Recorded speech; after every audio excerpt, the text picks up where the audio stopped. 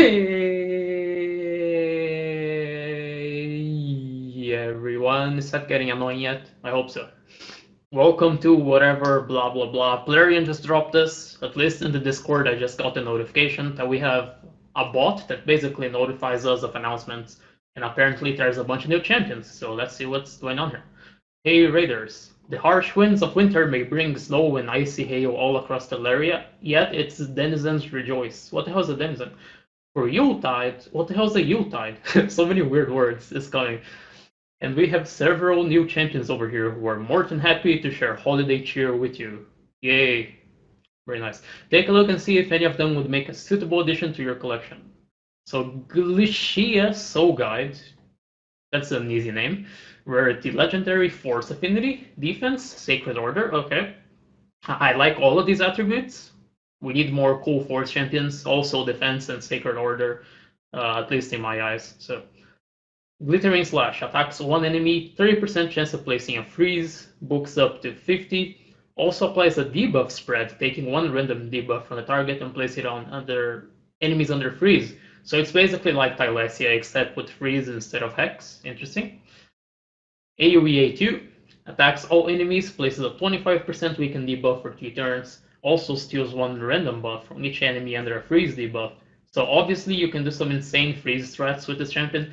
I really like that the A2 here is on a 3-turn cooldown without needing any books. That's also very nice. It's not like we're pulling legendary books out of our asses, right? We're relying on the Clan Boss RNG. So the fact that it's already 3-turn cooldown without any books is really cool. Places a block debuffs, A3 now Everwinter. Places a block debuffs buff on all allies for 2 turns. Also has a 60% chance of placing a freeze debuff on all enemies for 1 turn. Fills this champion turn meter by 15% for each freeze debuff placed by the skill. That is an insane A3. Holy crap. This is really cool. Books up to 80%. Will be 85 with the help of masteries. And a 4-turn cooldown. Now, I have a slight issue with the way the skill works because you're gonna place block debuffs on everybody for 2 turns, and then you're gonna freeze the enemy for 1 turn. So effectively, you're only gonna be getting 1 turn of block debuffs. What I would like for them to do here is potentially make the block debuffs 3 turns, or I think that's the only solution, right? Because that's the slight problem with it. If you're gonna freeze everybody, and place block debuffs on yourself, the block debuffs is kind of wasted, especially if you're gonna go super fast after freezing everybody, and everybody goes twice. By the time the enemy gets to go, you don't have block debuffs anymore. So I guess it's good for bosses who can't be frozen. The block debuffs is always gonna come in huge for bosses like the Nether Spider, and what's their face? There's another one where block debuffs is very important. Griffin, so he doesn't get to transmit all the debuffs onto you. So I guess it's more for bosses, because if you're going to be freezing people, you're not going to get that much use out of the block debuffs. Either way, onto the passive now. This champion's skill cannot be put on cooldown. Oh shit, dude, she's going to be good against... what's that stupid champion? Pokemon? It's not Pokemon. Hegemon, yes, holy shit. I don't know why I said Pokemon. Yeah, this champion's skill cannot be put on cooldown. That's what Hegemon does, right? So she's gonna be great in Arena to counter that champion, because she just gets to do her stuff and she's gonna be able to freeze people. Whenever an enemy tries to put either this champion skill's O or any ally skills on cooldown, places a freeze debuff on that enemy. Also has a 50% chance of denying the cooldown increase effect. So she doesn't, like, she is immune herself, and she makes the rest of the team have a 50% chance to be immune to the effect, while also freezing the champion who's trying to place the effect. The freeze debuff cannot be blocked or resisted. Will not deny cooldown increasing effects from bosses, that's fair. And also resist battle. Very good champion, very good for arena, good for a lot of places, very versatile. Love it. First champion, absolutely approved. Very into it.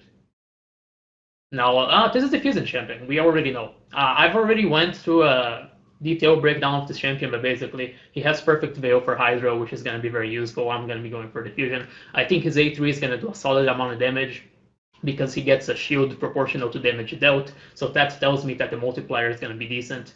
He's a defense champion, which is also cool. Unfortunately, his Spirit and High Elves, I think those are negatives.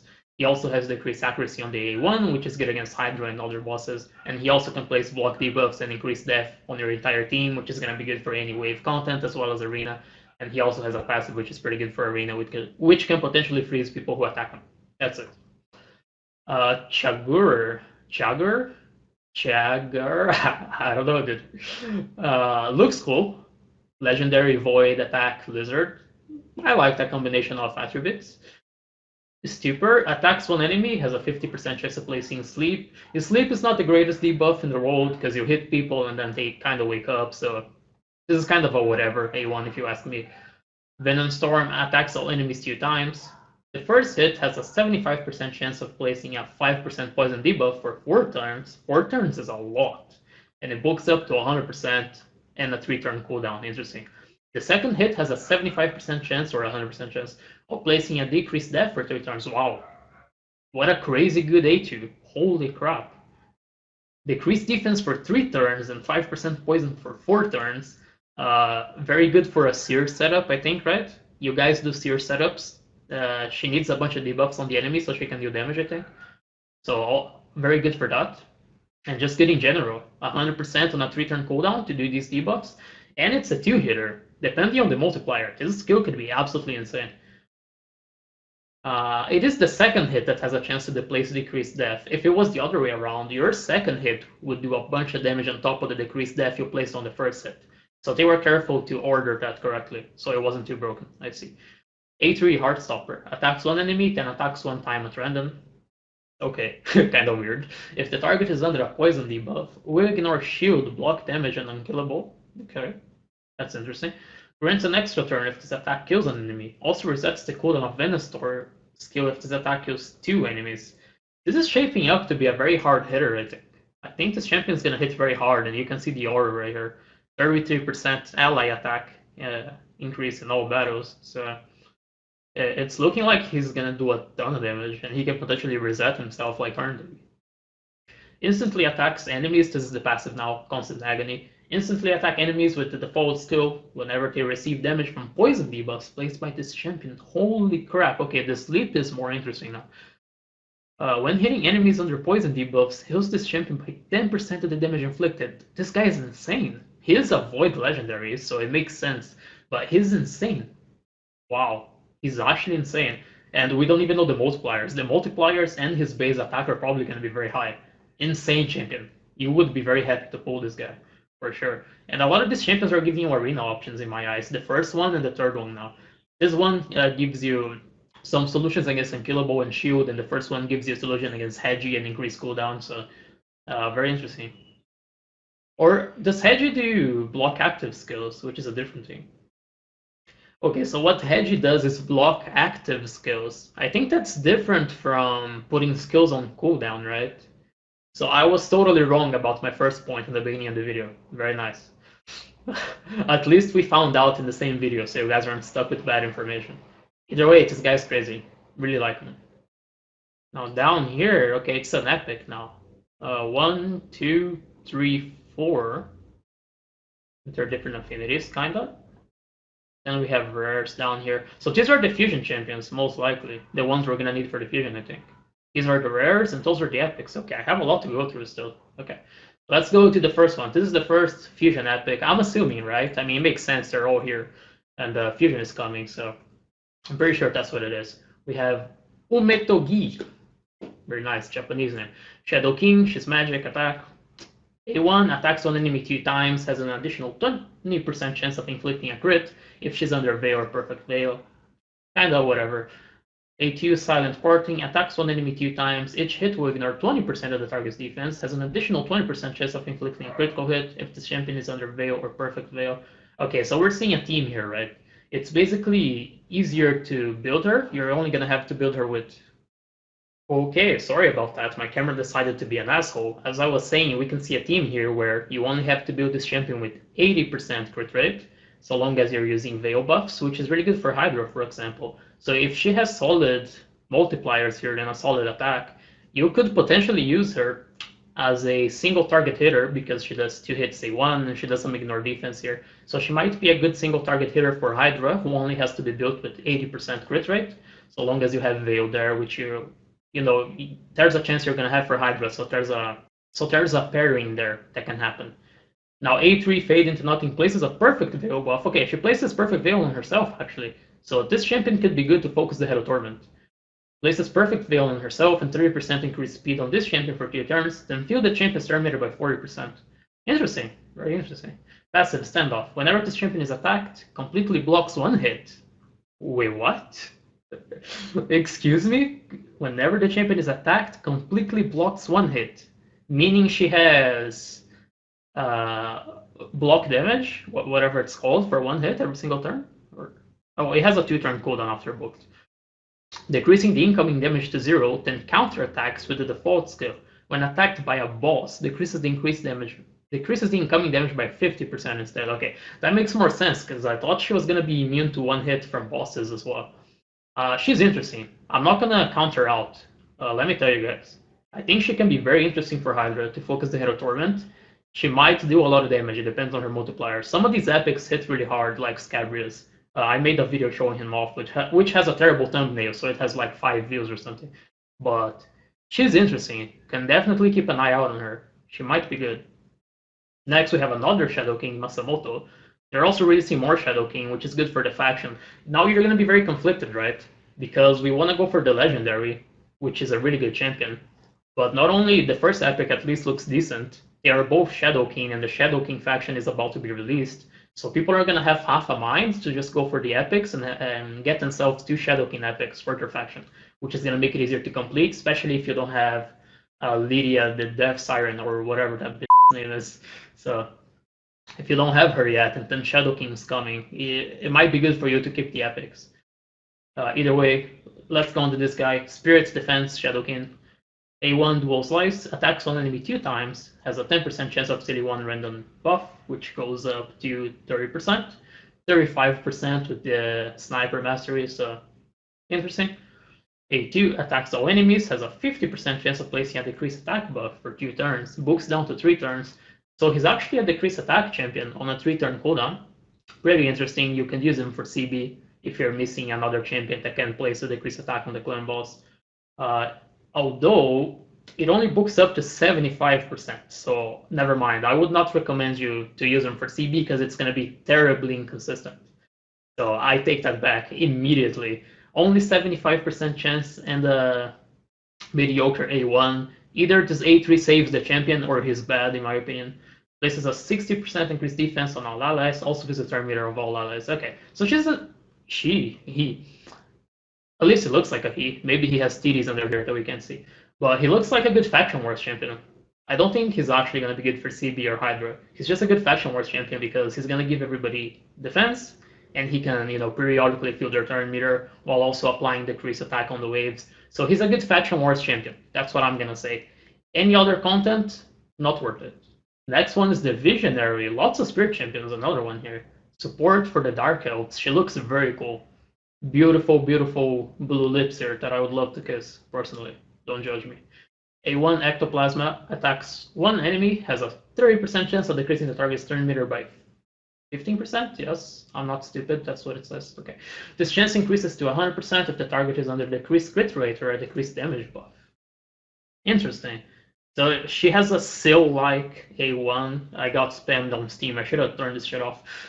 She has a Syl-like A1 where she has a 30% chance of decreasing turn meter. That's basically just like Syl, but it is 100% if they're under decreased crit rate or decreased damage, which are very outlandish debuffs. I guess it's nice to have it as a niche.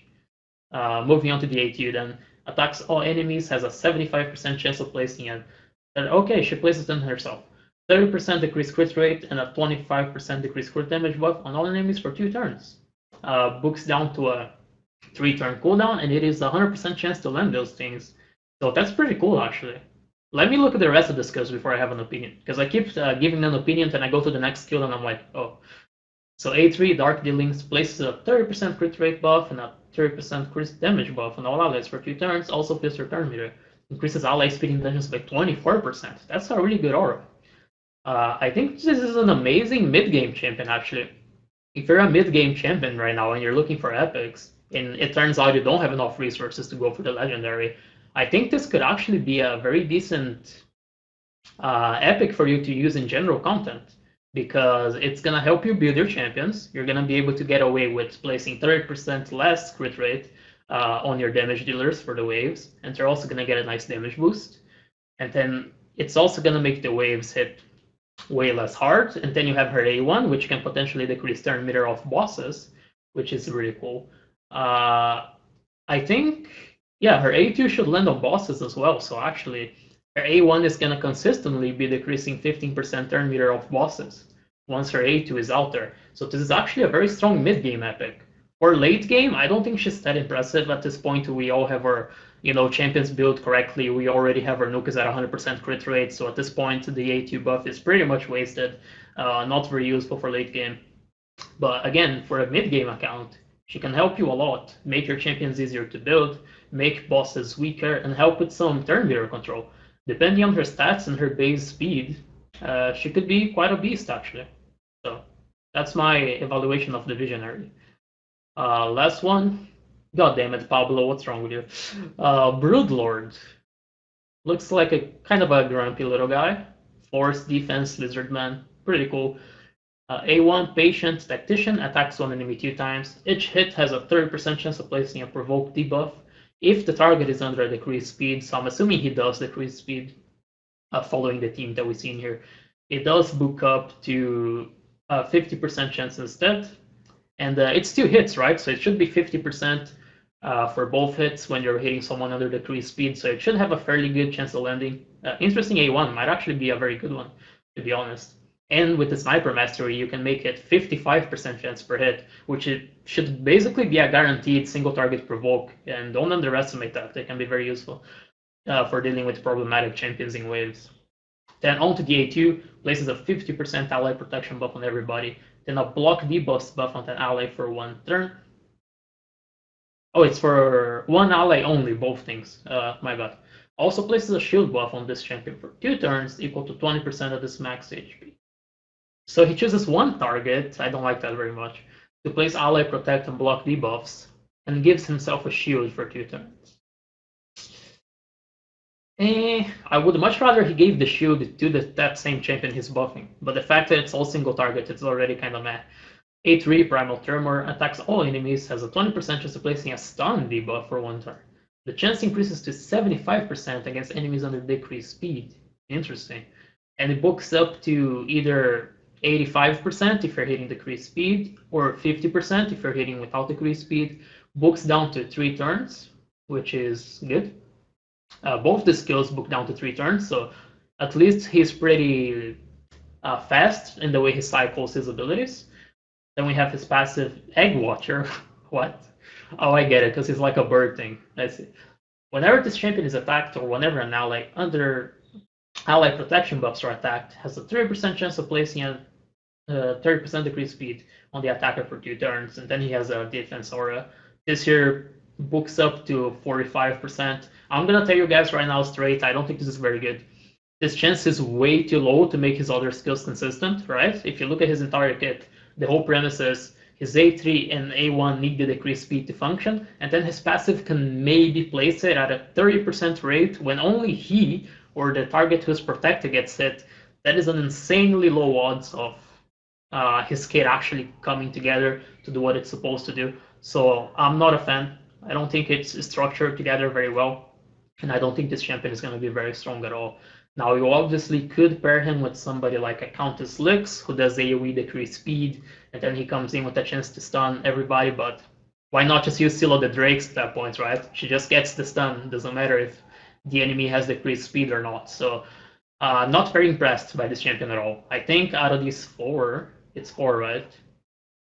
Yeah, it is 4. Out of these 4, he's by far the worst one, in my opinion. Out of the 4 epics, this is the worst one. That is going to be my opinion. I could be wrong, obviously. Visionary is kind of weird, but I think she can be good for people in their, mid game. And this guy is clearly going to be good for the upcoming Shadow King faction wars. And you could potentially even use him for Doom Tower, to be honest. He does have an AoE decrease attack, even though it's not consistent, and he helps, boof up your turn meter as well as give everybody increased defense. So he could also be used in Doom Tower for sure if you're mid game. And then of course we have the epic up here, who's supposed to be a hard hitter, might be interesting. You can build her with only 80% crit rate and potentially use her to focus down the Head of Torment. So what I'm getting at is I see some pretty clear purposes for all these three champions, but the fourth one, not really. His whole kit is way too clunky. I don't really see anybody using him unless it's like one of the first epics that you pull on your account or it's a new account, because the aura can be pretty juicy. I'll say that much. The aura is probably the best part of his entire kit, in my opinion. Pretty underwhelming. Now on to the rares. I'm gonna go through these real quick because I'm sure nobody really cares. Itinerant attacks one enemy, so he has a leech, increases to 50% if it's a crit, attacks all enemies, has a 50% chance of placing a weak decreased speed, also places a weak increased speed on this champion for 3 turns, blah blah blah. Attacks on enemy, decrease the enemy's max HP by 30% of the damage inflicted if the attack is a crit on a 3-turn cooldown. This could maybe be good for Scarab, but probably not because it has a 3-turn cooldown. You just want to deal hits to Scarab that constantly reduces max HP, either through a destroy set on a champion that already does a lot of damage, or a champion who consistently reduces it. So whatever, it's a rare, not gonna do anything. This guy, Sacred Order Magic Castigator, weird name. Attacks on enemy, has a 30% chance of placing provoke, pretty average, books up to 40%. Heals the ally with the lowest HP by 30% of this max HP, then equalizes the HP levels of all champions and gives this champion an extra turn. Okay. I mean, that's kind of crazy, actually. For Faction Wars, I'm going to say I like the A2, actually. You could probably build him for Faction Wars, this rare right here. And it's also easier to buff him up, right? That's a fair point that we have to give rares right now that the Guardian Ring thing is out. You could save your Sacred Order rares and buff this guy up, which is going to make him quite a bit better. Easier to buff him up than epics or legendaries within the system. So I think his A2 can actually be pretty interesting, and you can try to use his provoke while you're manualing the not Doom Tower. Don't use it for Doom Tower, he's not that good. While you're manualing up the Faction Wars, and he receives 50% less damage for provoke, so it's a rare. I think he can be decent for Faction Wars, and that's about it. Have Misericorde. Wow, she may be a rare, but she's a babe. Bannerlord's Magic. Attacks one enemy 2 times. Each hit has a 15% chance of placing a strong decreased speed for 2 turns. Books up to 25%. Attacks all enemies. Fills the champion turn meter by 5 for each living enemy. Interesting, so she keeps hitting and buffing up her turn meter so long as she's not killing anybody. This is a counter attack buff and 25% increased attack buff on this champion for 2 turns. Again, being third rares, the ability is up to par with rares, of course, if you ignore Apothecary or Cold Heart. So basically what I'm saying is there's no Apothecary or Cold Heart right here. They're just rares. There's not much to say about it. A1 attacks one enemy, has a 25% chance of placing freeze. A2 attacks all enemies, has a 50% chance of placing a bomb debuff that detonates after 2 turns. And it books up to 6, 7, 8, 80%. I'm very smart, as you can see. I have to finger count. On a 3-turn cooldown. Potentially, if you're doing a legit Bomo strat, which is not a solo strat using Burangiri or any of the other champions that some people are using to solo Bomo right now, including myself, and you need a bomb champion, you can use him. That's what I'm gonna say. Although the bomb damage scales off of their attack, right? So if his attack is crappy, which probably will be because he's a rare, it's probably not gonna be very useful. And then the passive, and when attacked, has a 30% chance of decreasing all bomb debuff detonation counts on the attacker by 1 turn. So, very whatever. Well, that's it. That's my video. I wanted to get in here real quick, evaluate the champions, so you guys can make better decisions. I basically evaluated the epics. You don't have to take my word, you can come to your own conclusions, but I at least laid down some ground for you to get you thinking whether you're still gonna go for the legendary, and maybe you can't even go for the legendary because you don't have the resources. So some of these epics can definitely be interesting to you, I'm gonna say. Especially the first 2 in particular, because they're both Shadowkin, and we are gonna need Shadowkin champions. And the first one seems like, again, it could focus down the Head of Torment, potentially with Perfect Veil. And then the second one has some utility for Faction Wars, and also Doom Tower potentially, so that's pretty much it. This has been my video. I'm gonna go now. You can watch maybe some other videos here, and maybe subscribe. I never tell people to subscribe, and I only have 5 subs, even though one of my videos had like 70 views. So maybe I should say that, so the things are here. Goodbye. Have fun with the fusion. It's maybe like this, actually. Bye.